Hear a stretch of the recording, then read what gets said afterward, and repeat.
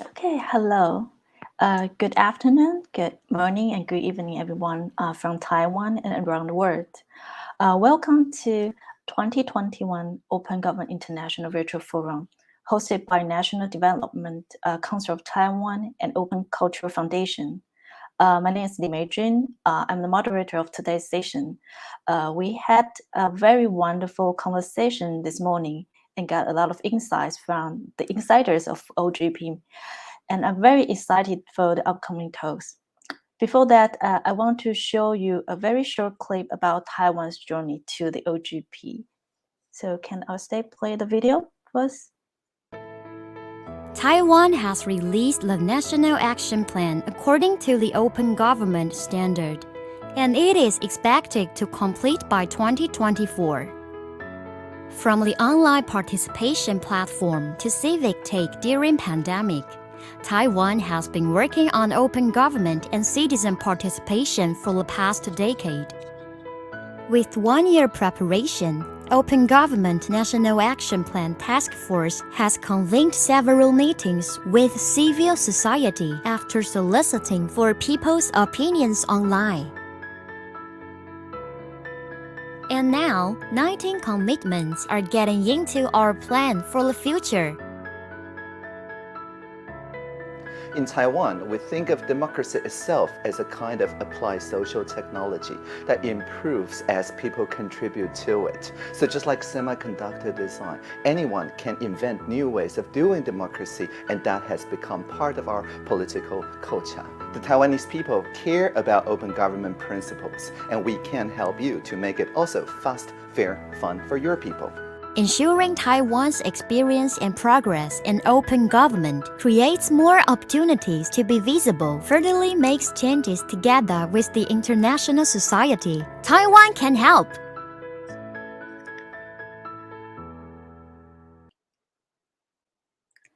Great, thank you so much.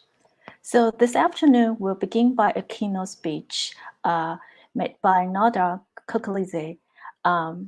Can our guest? Yeah, thank you. So the talk is about reflections on the independent review mechanism of open parliament. And let me introduce our speakers here. Nodar Kherkheulidze, if I'm wrong about pronunciation, please correct me. Nodar Kherkheulidze is an independent researcher of the IRM. Nodar has over 60 years of professional experience in public administration, both in practice and in academia. In the government, Nodar served as the Chief of Staff of the European Integration Committee, Deputy Director of the Administrative Department at MFA, and Chief of Staff for State Minister's Office on Conflict Resolution Issues. Nodar joined academia in 2012 and now directs public administration programs at the University of Georgia. He has joined the OGP IRM team in 2019 and has conducted research and assessment of national and local action plans. Let us welcome Nodar Kherkheulidze here. Thank you so much, and thank you for pronouncing my last name correctly, actually, which is a rare case. So thank you very much again. I'm greeting all of you, ladies and gentlemen, from Georgia. And let me also say that I'm really honored and I'm delighted, I would say, to have this opportunity to present today and share my experience and reflections about the independent review mechanism in the legislative branch of the government, and namely in the Parliament of Georgia, which I personally was a member of for several years as a civil servant in different capacities, and renewed my cooperation with the Parliament in my latest capacity as the independent reporting mechanism for open government partnership. I hope you all see the slides here, so let me, yes, I guess we're okay now. So let me start with the outline today's session. Just to outline what are the topics that we'll be covering today. So first, we'll talk about the context and timeline of Open Parliament in Georgia, about the structure and process. And what are the peculiarities related to the structure and process. We'll also cover the key areas covered under the Open Parliament commitments, and then finally we'll close with the major peculiarities and the takeaways and the lessons learned from these experiences. So, next slide. So let me just very briefly really give you an overview. So it all started with the initiative on the central government level to join the Open Government Partnership in 2012.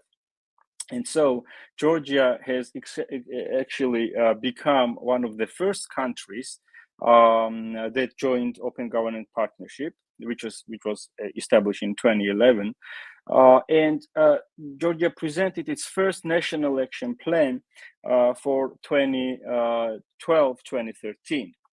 So, however, what is important here is that the first action plan included commitments only for the executive government and not for the legislative branch, not for the parliament, neither for the municipalities, local government bodies, right?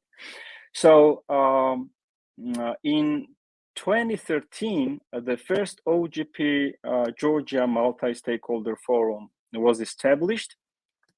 That was the first steps for bringing together public agencies, local and international civil society organizations, and international development partners for creating the open environment for policymaking and first steps towards the co-creation spirit, OGP spirit of co-creation in general. So, not to go into too many details. So since 2012 till today, Georgia has designed and implemented 4 action plans for Open Government Partnership on the national level. So during the first 2 action plan cycles, the national OGP process was mainly covering ministries and independent agencies with sub-commitments for the judiciary as well. And in the 3rd and 4th action plans, the action plans expanded to first 3 local government bodies and already in the 4th action plan to 11 municipalities. So, however, what is interesting here is that Parliament was not part of this process until 2018. So Parliament actually led the separate process of Open Parliament since 2015. And it created its action plans in the framework of the Declaration of Parliamentary Openness. Since it started in 2015, Parliament has designed and implemented 3 action plans, but it was the Parliament's 3rd action plan that actually became the part of the national OGP action plan. And thus became the subject to the review from the independent reporting mechanism of the Open Government Partnership. And this is where I actually stepped in for a review as an independent researcher. Next slide. So now let's move to the structure and the processes, so how the open processes work out in the parliament, right? So as mentioned, Parliament leads the separate process, independent from the national co-creation process and action plan development process.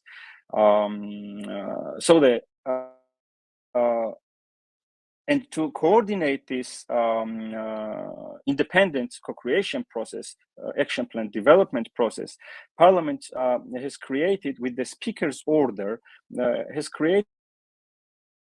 established the Permanent Parliamentary Coordination Unit, which is called Open Governance Permanent Parliamentary Council, which was actually created in 2015. So Council's creation was based on the interfaction working group principle, meaning that actually both the majority and minority factions are represented there. Currently, you see on the slide that there are 13 members, out of which 9 represent the majority party and 4 are from the opposition factions. So the major goal of the council, so the council is the major coordinating unit to the open parliament activities.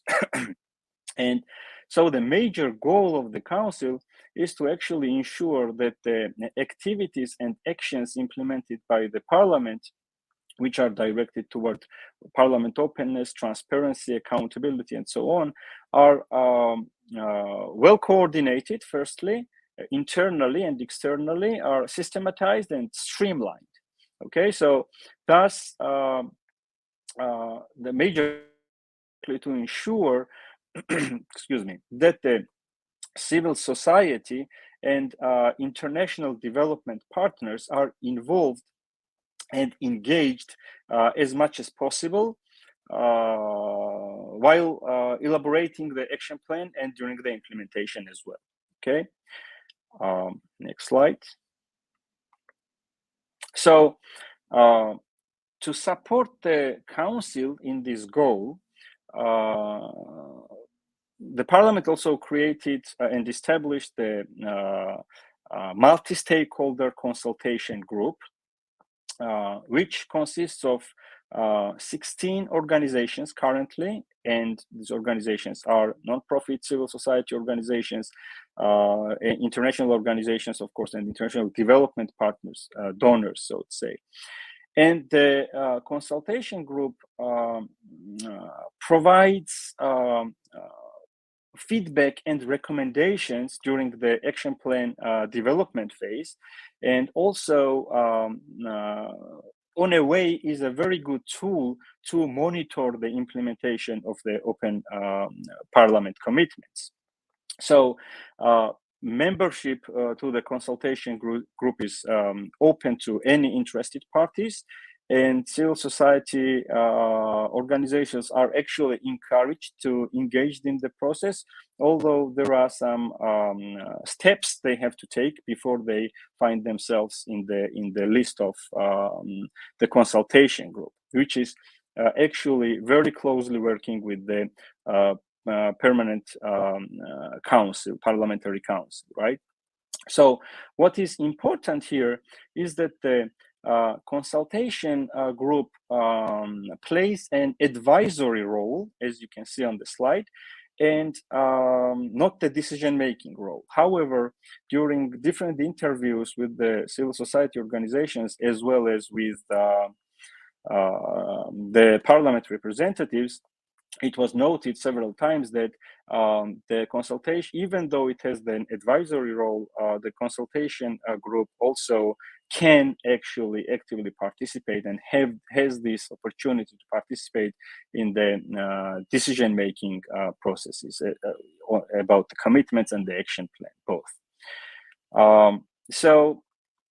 Also, apart from the permanent council and the consultation group that we mentioned, the council also creates the so-called thematic groups that consist of members of the permanent council and consultation group members as well. So these are the combined groups to work on different sectoral and specific topics and themes that may arise.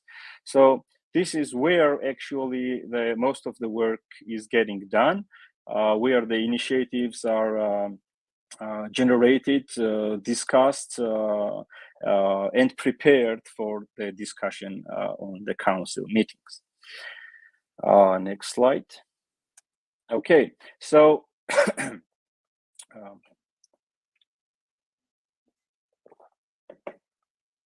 as far as we have covered the general background information on the context and the structure, now let's look at what are some of the major areas covered by the Open Parliament initiatives. So now on the screen, you see all the key open government and good governance values in general, right? Which are transparency, citizen engagement, accountability, access to information, and technology and innovation, according to the OGP values. But what is peculiar for the parliament, actually, and I guess for all the legislatures, right, the legislative branches of the government, is that all the commitments that they are working on falls at least under one of the major functions of the parliament, right, which is either a legislative function, or the oversight function over the executive government, or the budgetary function or representative, right, which is tied to citizen engagement and possibly also to access to information and so on. So what is actually peculiar to the parliament's action plans is usually that all the commitments fall under either of the pillars that I just mentioned, but also each of the commitment is also linked to one of the key areas, one of the values that you see on the screen. So, for example, in the last action plan of the Georgian parliament, under the citizen engagement pillar, one of the commitments envisaged to actually transform the old citizen reception of the parliamentary building into the entirely new approach, which was actually called the Citizen Engagement Center. And it was envisaged that the Citizen Engagement Center would come up with various mechanisms and tools to increase the citizen participation in the parliament's day-to-day life, right? So another example is that under its oversight function and accountability pillar, I would say, Parliament plans to actually strengthen its capacities in monitoring the implementation of national indicators for sustainable development goals. So next slide. So now, of course, this is all tied with what independent review mechanisms or independent researchers like me look at when we assess either implementation, either design stage, either the action plan design or the implementation stages, right? So what are we looking at during the independent review? So firstly, of course, we are wondering how well designed the commitments are in terms of value relevance, in terms of how the processes were actually led, right? If there are there any formalized processes or not, and who is involved, engaged, and in what ways they are actually involved, right? Also, we look at the commitments and actions, if they are verifiable, to what degree they are actually verifiable, or are they actually verifiable or not? So what tells us if the commitment has actually been implemented, right? If the relevance is on place with the OGP values, because usually there is a tendency that the implementing agencies, including the legislature, the parliament, we had several cases with that they whatever commitment or the idea initiative they come up, they immediately associate these commitments to almost all the OGP values, right? While open government partnership looks at these values differently with specific coding. So what we mean under accountability exactly. So what is accountability, right? So and our understandings of accountability may differ. So that's what we are looking at when checking that when reviewing, assessing the action plans and the development phase overall, right? One of the key factors. Of course, we are looking also what is the potential impact? So of each commitment and of the entire action plan, right? So does the specific commitment, for example, have the potential to positively reflect on the existing praxis, for example, of the legislature, or how the things are actually done in the parliament, right? Or if it could bring any positive changes. So on the implementation level, we majorly look at who and how is involved in the implementation. Is there a monitoring or evaluation processes involved? What are some mechanisms for this? Are the milestones actually completed or not? And most importantly, are they implemented in the ways that was initially envisaged during the design phase? Because it is very often when not very often, but it's often that the initial idea drastically differs from the idea from whatever and however commitment was implemented.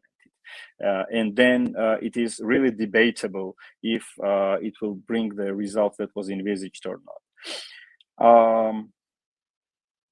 And of course, we also look at the early results. If the implementation actually led to any tangible results, any tangible outputs, first of all, and then like any immediate early results that could be described as tangible. Next slide. Okay, now let's move to the peculiarities. So now during drafting this slide and whatever I'm going to tell you, I was thinking that I was actually comparing the separate processes of the legislature, the parliament during the design and implementation phases, and that of the executive government. However, both parliament and executive government make, as said, the one national action plan, right? But the processes are different. So in case of the parliament, the co-creation spirit is actually higher and smoother, and the design phase, the action plan development phase, is much smoother and I would say well coordinated than in the executive government.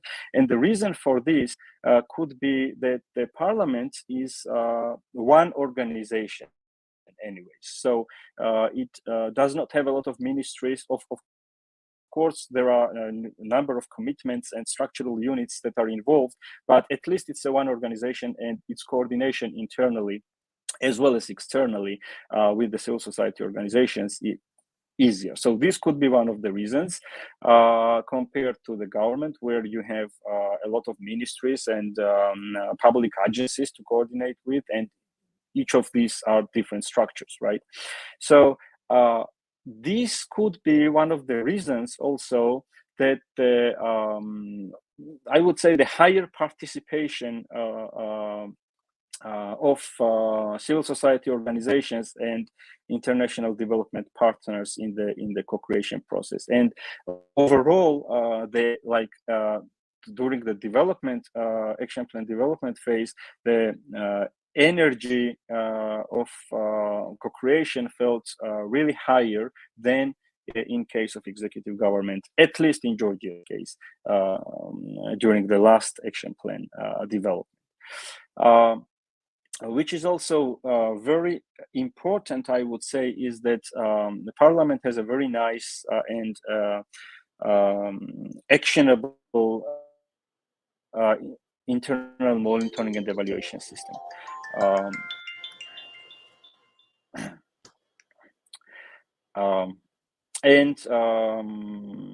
One more things to consider is that Parliament has, well, it actually comes up with the fewer commitments. So overall, last time they had like 5 commitments, but each commitment includes numerous amount of different milestones, which are not actually related with each other. So this makes them very difficult. This actually complicates their life when implementing these milestones, because and the commitment and the overall action plan, because the commitments are not really like logically put together, the milestones in the commitment. So I am not sure if I still have time to go on, but it's actually about time, but maybe can you like wrap up in 1 minute? Is that possible? No worries, maybe 1 or 2 minutes. Go ahead. Okay, all right. So I will then just very briefly key takeaways that I wanted to share with you. So it is crucial for the successful implementation of the action plan, and these lessons are derived from solely from the Parliament's collaboration with the Parliament. So it is very important that more attention is actually paid to how commitment texts are formulated during the design phase, and that the milestone texts are actually aligned with the objectives given in the commitment. So if commitment text and milestones are not aligned, and milestones are not clearly connected with the commitment, then the original commitment idea dissolves really, really fast, and especially if the responsible units and agencies like change for any reason. So which is also one of the cases and issues in case of the Parliament due to some political changes, right? And also, I would say that I'll stop on that, I guess, and then I'll take your questions. One of the like major takeaways from and lessons learned is that it is very important, again, in the design phase, that the commitments are actually based on thorough situation analysis rather than just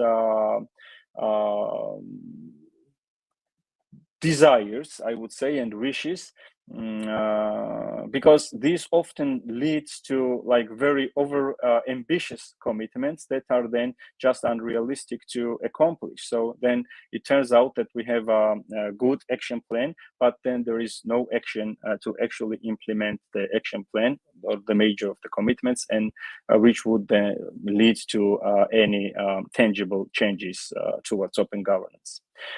Thank you very much. I'm so sorry I could not actually cover all my contents here, all my takeaways, but I'm ready to take questions. Thank you, Nodar. I'm sorry for the time constraints, but really thank you for your detailed, very useful perspective on the IMM implementing and also assessment. So we are now having some questions. Okay, can you see the questions on your screen? Yes. Yeah, I will read them, no problem. So the first one is actually from Xiao Xingsheng. Okay, so let me introduce Xiao a little bit. He is actually Taiwan's Open Parliament Civil Society's co-chair. So his question is about, in an open parliament commitment, it might involve more complex legislative process than in executive branch commitment. So how to take that into account in IRM? So let me analyze the question.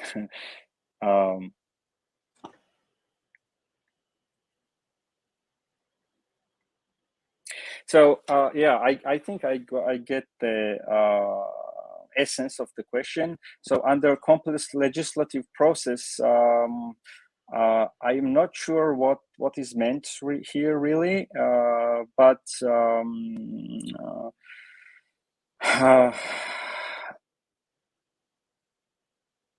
so again,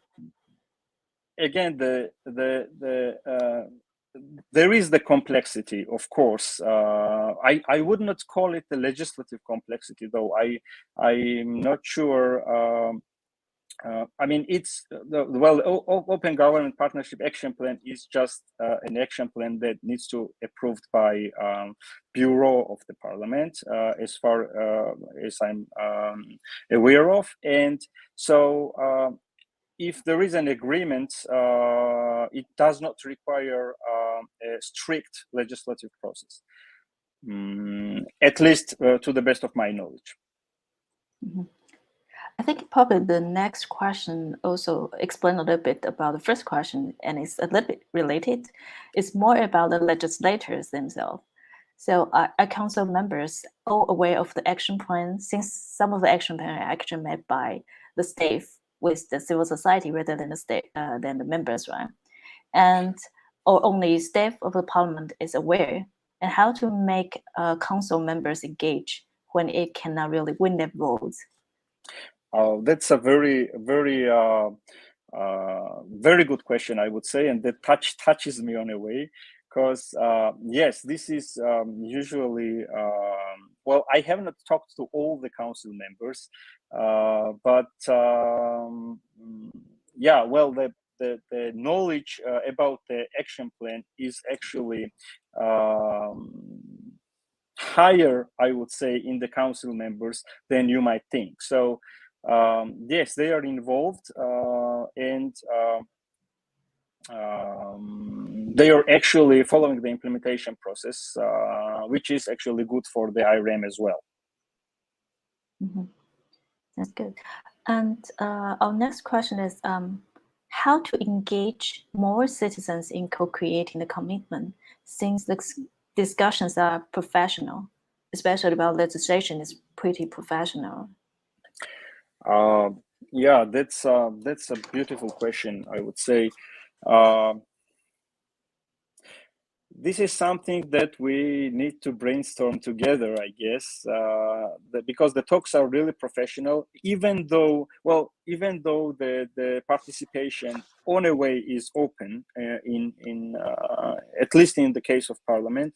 The first step, I would say, is to actually increase the awareness as much as possible into the open government partnership and in general into the good governance issues, so that even though the talks are professional, the areas and the principles and the values are really basic, because we need them in our everyday life, right?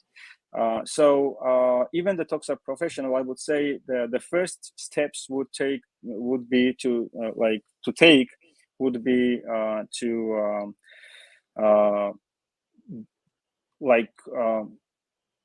accomplish, do anything that required to somehow raise the general public awareness into open governance and good governance principles. Mm-hmm. However, I can't list down the specific mechanisms right now, of course, as far as we are very limited in the time, I guess.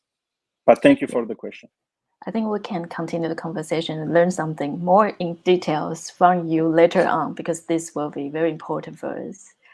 Okay, so the next question, let's see, this one we have answered, so will be the second in the row. Okay, now the first one. When Parliament started the multi-stakeholder consultation, you said there are 16 CSO involved. are they also part of the open government national action plan stakeholder? So how's the interaction between this open parliament and open government?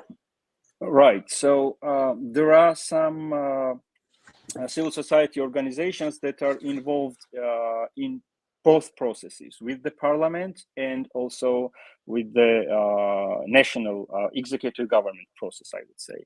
So they participate in both, in the consultation group of the parliament, and they are actually one of the non-profit organizations, civil society organizations, leads the consultation group for the parliament, and they are also involved in the executive government part. So there is this overlap, definitely, but there are some that are only members for the parliament consultation group, and some for the executive.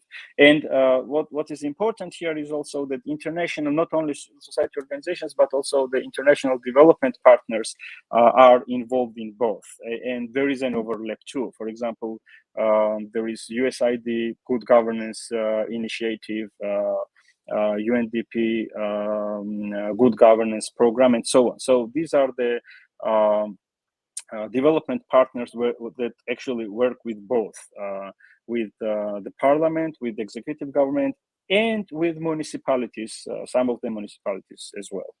Mm-hmm. Can I use my moderator's role to ask a follow-up question, because I think this is interesting. I wonder what are the roles of these international agencies, since they are not the civil society, that kind of different roles, right? So are they part of those civil society groups, or are they providing consultations or? Right. So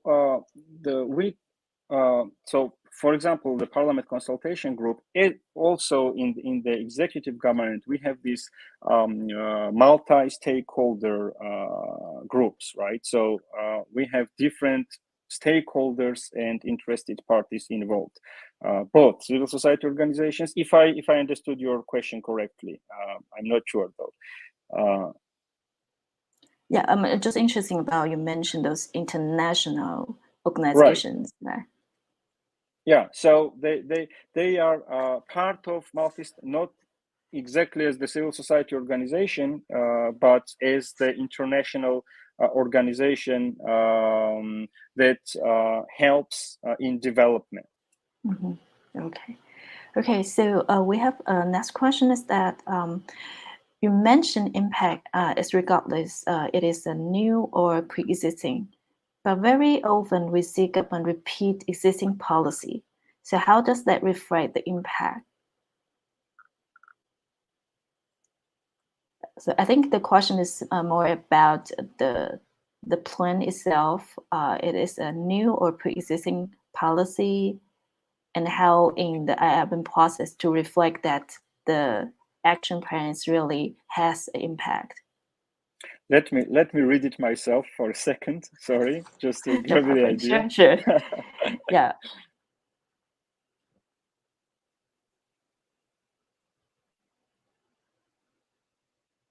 Yeah, that's a very good question. Yes, this is the case very often, but again, in this case, we are looking if it is the existing policy. In this case, we are looking if there is any step forward in the policy or in the practice in administering this policy. So if there is even an incremental step forward, even a little step forward, which actually makes things easier in any of the OGP value directions, then that counts, so to say, right? But of course, we are more looking for more ambitious commitments that would actually bring some at least moderate to transformative changes. Mm-hmm. Okay, so I think the next question is pretty similar to the one we had earlier, but probably you can add some more notes. Open Parliament seems to have a knowledge transfer to be accessed by people. How can we eliminate that and embrace more citizen partners? I'm not getting the essence of the question, though it seems interesting.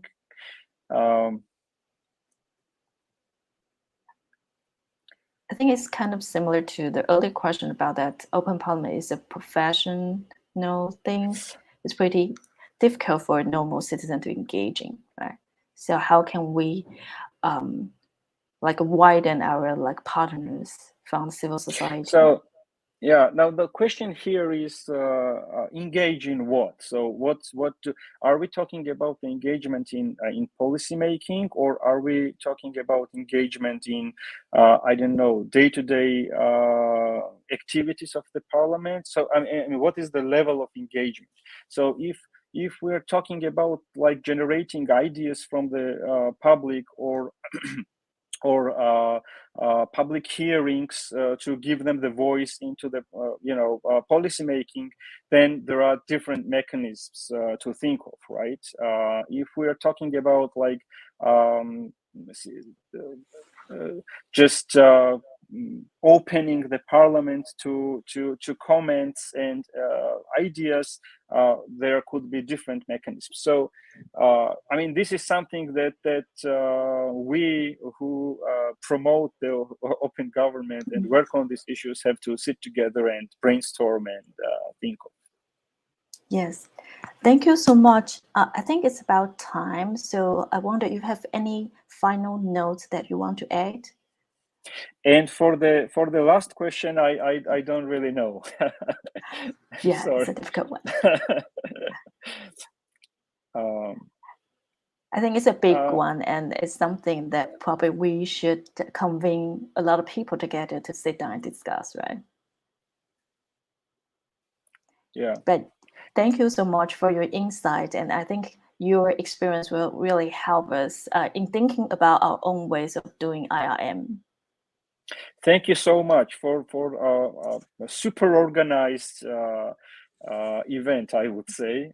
Thank you so much, and thank you very much for giving me this opportunity, and anytime. Thank you. We'll continue our conversation elsewhere. Exactly. Thank you so much. Thank you. Okay, so we have a 10 minutes break here. Actually, it's 8 minutes break. While still prepare for the next session, we'll start again at 5 p.m. Taiwan time. So please stay online. We'll come back very soon.